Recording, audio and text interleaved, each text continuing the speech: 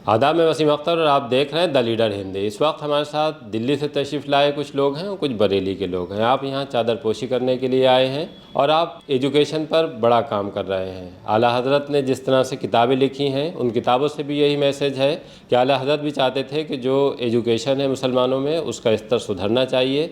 और ये मैसेज अगर आप उनकी 1000 किताबें देखिए तो उससे साफ ज़ाहिर हो जाता है। अकील भाई हमारे पीछे, अकील भाई पहले बरेली ही थे लेकिन अब दिल्ली शिफ्ट हो गए हैं और आप यहाँ अक्सर जब उर्स होता है तभी आते हैं। अस्सलाम वालेकुम तमाम ज़ारीन को सबसे पहले उर्स 105 दरगाह आला हज़रत बहुत बहुत मुबारक हो। और मैं वसीम भाई का बड़ा शुक्रगुज़ार हूँ कि इन्होंने हमें यहाँ पर दावत दी। और ये चादर जो है मैं अपनी कंपनी जो है VPV Techno Construction Private Limited और इसके जो भी मेन आदमी हैं, हमारे शख्स जो हैं, डॉक्टर साहब हैं और वेंकट हैं, उमेश जी हैं, बाकी तमाम लोग हैं जिनकी मैं वो संदेश लेके यहाँ पे आया हूँ। कौम की लिए मैं दुआएं चाहता हूँ और इसके लिए देशो मन के लिए दुआ करने के लिए हम आज दरगाह आला हज़रत पर चादर पोशी पेश कर रहे हैं उनकी तरफ से। आला हज़रत बात करें तो चूँकि तमाम जैसे इल्म फ़नून की बात होती है, उनकी नात की बात होती है और फिर उनके करैक्टर की भी बात होती है, तो आपको सबसे ज़्यादा क्या पसंद है?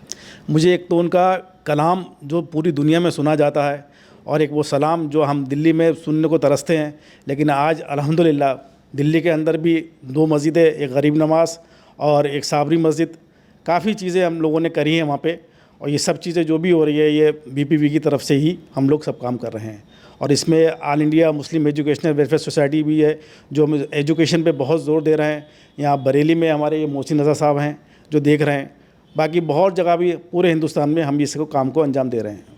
जो आला हज़रत का तालीमी मिशन था वो अगर आप देखें तो उसमें काफ़ी हद तक जो मुसलमानों में तालीम को लेकर दिलचस्पियाँ थीं वो पैदा हुई हैं, पहले से ज़्यादा वो है। लेकिन अभी भी हम अगर दूसरी कौमों का मुकाबला करें तो उसमें हम पीछे दिखाई देते हैं। तो क्या तरीक़ा हो सकता है कि हम इसको और तेज़ी से आगे ले जा सकें? तरीका यही होता है जो उनका कलाम है, जो उन्होंने पढ़ा है उसको लोगों को पढ़ना चाहिए, समझना चाहिए कि आला हज़रत ने लिखा क्या है। आला हज़रत ने करीब 1400 किताबें लिखी हैं, जिसमें से अभी आपने ही मुझे बताया कि 300 किताबें जो हैं छपी, बाकी किताबें कहाँ अभी किसी तक को पता भी नहीं है।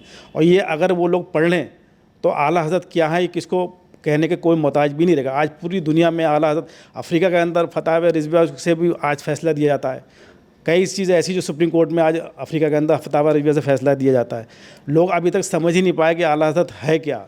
एजुकेशन में किसी में भी देख लिए उसमें, चाहे वो केमिस्ट्री हो, बायोलॉजी हो, फिजिक्स हो, किसी में भी देख लिए, हर चीज़ में आला हज़रत का जो है कलम चलता था। हमें किस सोच से काम करना चाहिए कि हम इस चीज़ को दूर कर सकें?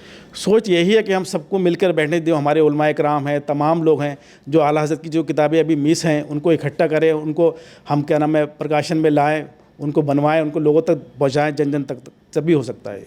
क्या नाम है आपका? जी फैज़, मोहम्मद फैज़। अच्छा, आप भी दिल्ली से तशरीफ़ लाए? जी बिल्कुल। कब से आ रहे हैं दरगाह आला हज़रत? दरगाह आला हज़रत पे इस बार पहली बार हाज़िरी हुई है। जी दरगाह देखी आपने? जी दरगाह देख चुके हैं। अच्छा, कैसी लगी उसको देखने के बाद? दरगाह देखिए, पूरा देश और मैं मानता हूँ कि शायद पूरी कंट्री ये जानती है कि जिस शख्सियत के पास हम यहाँ पे आए हैं, जिनके उर्स में हम आए हैं, कि वो शख्सियत क्या है, कौन है। तो दरगाह माशाल्लाह बहुत खूबसूरत है, बहुत प्यारी है। और अभी बाहर से ही हमने सलाम किया है, अब जाएंगे चादर पोशी के लिए इंशाल्लाह बहुत जल्द। जी। बरेली की एक मेहमान नवाजी का भी बड़ा रोल रहता है कि जब उर्स होता है तो आला हज़रत की अगर हम दरगाह की बात करें तो सौदागर मोहल्ला जो है उसमें ज़्यादातर गैर मुस्लिम के घर हैं, लेकिन वो इस दौरान जो उर्स होता है तो वो अपने घरों में लोगों को जगह देते हैं, ज़ायरीन का इस्तकबाल करते हैं, हर तरह से उनका ख्याल रखते हैं। तो ये जो मैसेज यहाँ से जाता है सौहार्द का, गंगा जमनी तहज़ीब का, वो आपको कैसा लगता है? मैं शायद ये चीज़ मानता हूँ कि यही चीज़ हर जगह फॉलो होनी चाहिए। देखें, जब आपसी भाईचारा, जो इल्म उन्होंने हमें दिया, वो उन्होंने हमें कोई नफ़रत का इल्म नहीं दिया है, उन्होंने भी हमें मोहब्बत कायम करने का इल्म दिया है। और हम शायद इसी चीज़ को हमें फ़ॉलो करना चाहिए और हमेशा इसी चीज़ पर कायम रहना चाहिए। जी, मेरा नाम उमेश सिंह है। मैं बिलोंग करता हूँ एमपी डिस्ट्रिक्ट भिंड से और यहाँ आपके बरेली में आए हुए हैं आला हज़रत की दरगाह पे। पहली बार आए हुए? जी सर, मैं पहली बार आया हूँ सर। तो वहाँ भिंड में क्या कारोबार करते हैं या? सर मैं बीपीबीबी में जॉब करता हूँ सर। जी। तो किस तरह से आना हुआ यहाँ के?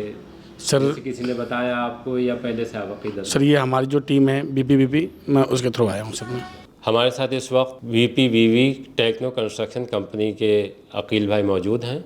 अकील भाई यहाँ चादरपोशी के लिए आए हैं कंपनी की तरफ से। कब से आ रहे हैं, हमें उन्हीं से जानते हैं।